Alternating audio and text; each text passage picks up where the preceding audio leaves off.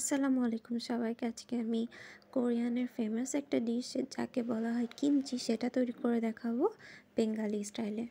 ওদের ওখানে নাগা ক্যাবেজ দিয়ে করা হয়, আমরা আমাদের দেশি বাঁধাকপি দিয়ে এটা তৈরি করছি। প্রথমে আমি বাঁধাকপিটাকে ঝুরি ঝুরি করে কেটে নিয়েছি এবং একটু বেশি পরিমাণে লবণ নিয়ে এটা ভালোভাবে মেখে নিচ্ছি। মাখানো হয়ে গেলে এটা ডুবন্ত পানিতে রেখে দিতে হবে 3 থেকে 5 ঘন্টার জন্য রেস্ট। এরপরে পরবর্তী স্টেপে যাব, সেটা হচ্ছে যে চালের আটা 2 চামচ নিতে হবে এবং পরিমাণ মতো পানি নিতে হবে। সেটা ভালোভাবে মিক্স করে আমি জাল করে নিব। জাল করার ফাঁকে একটু চিনি দিয়ে দিব এবং সেটা যখন ঘন একটা কনসিস্টেন্সিতে আসবে তখন সেটা আমি নামিয়ে এক সাইডে রেখে দেব। এবং আমি যে পানিতে ক্যাবেজটা ভিজিয়ে রেখেছিলাম সে পানিটা দিয়ে ভালোভাবে ধুয়ে নিতে হবে এবং লবণ পানিটা ফেলে দিতে হবে এবং পানি দিয়ে ভালোভাবে ধুয়ে এটাকে পানি ঝারিয়ে নিয়ে নিতে হবে। তারপরে এর মধ্যে আমি চালের আটার যে মিক্সচারটা সেটা দিয়ে নিব।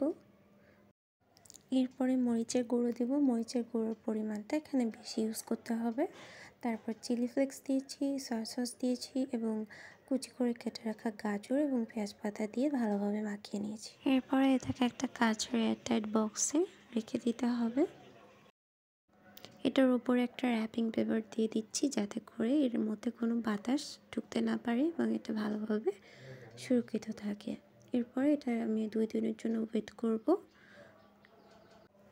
2 দিন রেস্টে রেখে এটা আমি ফ্রাই প্যানে ভেজে নেব একটু। কোরিয়ানরা এটা কাঁচাও খায় আবার ভেজেও খায়, তো আমি যেহেতু বাঙালি মানুষ আমি তো আর কাঁচা খেতে পারবো না, আমি ভেজে নিয়েছি। মুচমুচা করে ভেজে নিয়েছিলাম এবং এটা আমি ভাতের সাথে ট্রাই করেছিলাম। এটা খেতে ভালোই মজা হয়েছিল। তো তোমরাও এই নতুন রেসিপিটা ট্রাই করে দেখতে পারো। তো কেমন লাগলো আজকের রেসিপি? ভালো লাগলে অবশ্যই লাইক শেয়ার কমেন্ট করে পাশে থাকবা। আল্লাহ হাফেজ।